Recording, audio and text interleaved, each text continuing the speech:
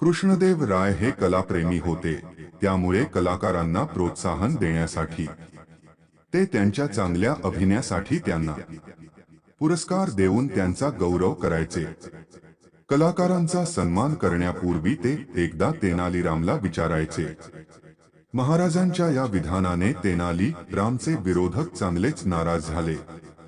तेनाली राम काही दिवस राजदरबारात येत नव्हता, त्याचा फायदा घेऊन त्याचे विरोधक महाराजांचे म्हणणे ऐकू लागले।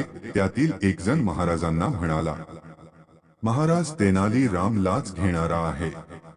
दुसरा म्हणाला, महाराज त्या माणसाला जितके मोठे बक्षीस देतो तितकी मोठी लाच तो त्याच्याकडून घेतो। आता महाराज दरबारात हे सर्व रोज ऐकायचे, त्यामुळे महाराजांनाही तेनाली रामावर संशय येऊ लागला। तेनाली राम काही दिवसांनी राजदरबारात येऊ लागला तेव्हा महाराज त्याला काहीच बोलले नाहीत, पण आता त्यांनी त्याला काहीही विचारणे बंद केले। आता तेनाली रामलाही वाटू लागले की आपल्या पाठीमागे काहीतरी घडले असावे, त्यामुळे महाराजांनी मला विचारणे पूर्णपणे बंद केले आहे। एकदा अनेक कलाकार दरबारात आले होते। तेनाली रामने एक सोडून बाकी सगळ्यांना बक्षीस द्यायला सांगितले, पण महाराजांनी नेमके उलटे केले। त्यांनी सर्व कलाकारांना रिकाम्या हाताने निरोप दिला आणि एकाला भरपूर बक्षिसे देऊन पाठवले।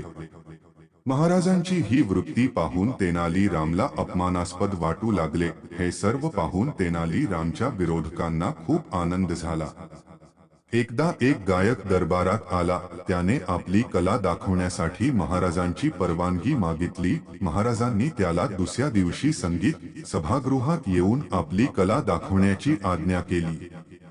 दुसऱ्या दिवशी गायकाचे सादरीकरण पाहण्यासाठी म्युझिक हॉलमध्ये मोठा जनसमुदाय जमला होता। महाराजांचे आगमन होताच त्यांनी गायला सुरुवात केली आणि सर्वत्र टाळ्यांचा कडकडाट झाला।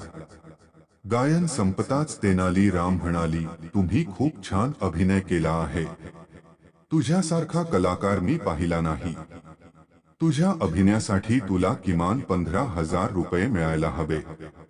महाराजांनी तेनालीरामकडे पाहिले आणि म्हणाले, खरंच तुझी कामगिरी वाखाणण्याजोगी होती, पण तुला देण्यासाठी आमच्याकडे पुरेसे पैसे नाही।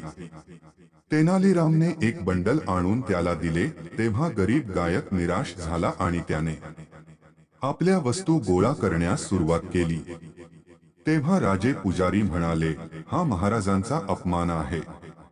तुम्ही त्या कलाकाराला काहीच दिले नाही, मग तेनाली रामला देण्याची काय गरज होती?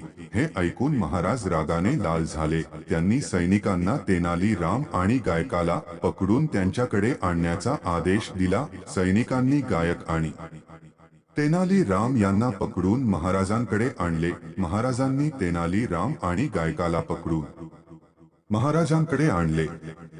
नोकराने ते उघडले, ऑर्डर दिली।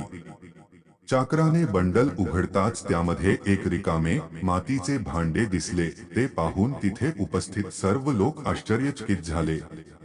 महाराजांनी तेनालीरामाला विचारले, हे रिकामे भांडे का दिलेस?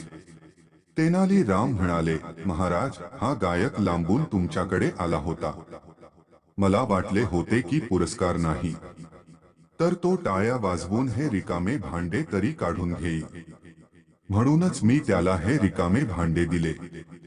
तेनाली रामचे उत्तर ऐकताच महाराज संतापले आणि त्यांनी गायकाला 15,000 सोन्याची नाणी बक्षीस म्हणून दिली।